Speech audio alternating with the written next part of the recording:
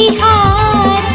टुकनी भर के दे दे धान गोदाई, आगे हवन तोर दुआर। टुकनी भर के दे दे धान गोदाई, आई हवन तोर दुआर। छिरिक छिरा छिरिक छिरा छिर छिरा माई कोठी के धार लाहे हेरा। छिरिक छिरा छिरिक छिरा छिर छिरा माई कोठी के धार लाहे हेरा।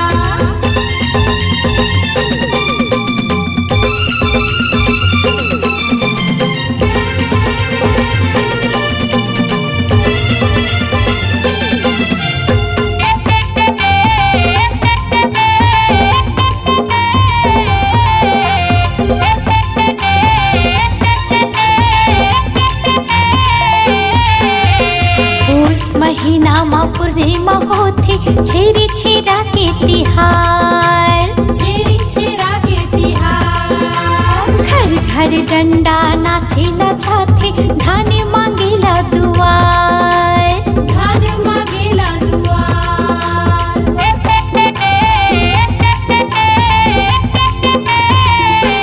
हाँ, पूस महीना माँ पूर्णिमा होती, छेरी छेरा के तिहार। छिरिक छिरा के तिहार। घर घर डंडा नाचेला जाथे, धान मांगेला दुआर। धान मांगेला दुआर। धूम मचाबो खुशी मनाबो, धान मांगेला घर घर जाबो, मन मचाए खुशी के बहार। आगे छेरी छेरा के तिहार। टुकनी भर के दे दे धान गोदाई, आए हवन तोर दुआर। टुकनी भर के दे दे धान गोदाई, आए हवन तोर दुआर। छिरिक छिरा छिरिक छिरा छिर छिरा माई कोठी के धार लाहे हेरा। छिरिक छिरा छिरिक छिरा छिर छिरा माई कोठी के धार लाहे हेरा।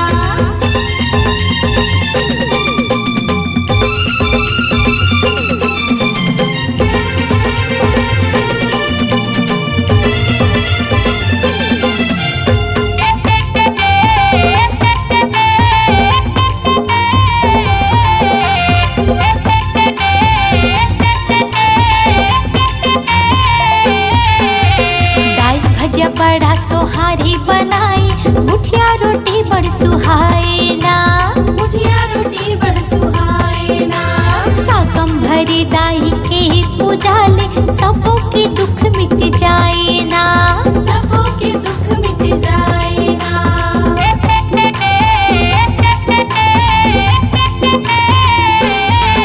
हाँ, दाल भजिया बड़ा सोहारी बनाई, मुठिया रोटी बड़ सुहाए ना। मुठिया रोटी बड़ सुहाए ना। साकम भरी दाई के पूजा ले, सबों के दुख मिट जाए ना। सबों के दुख मिट जाए ना। तिल के लड्डू लाई मुर्रा,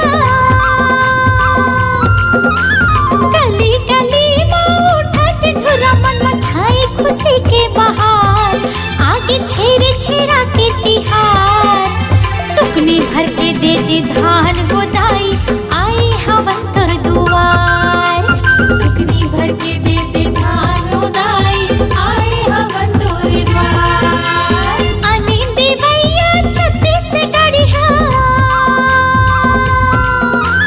हमारे हवन जी सब बोले बढ़िया। अनिंदी भैया छत्तीसगढ़िया, हमारे हवन जी सब बोले बढ़िया। मन मचाए खुशी के बहार, आगे छेरी छेरा के तिहार। टुकनी भर के दे दे धान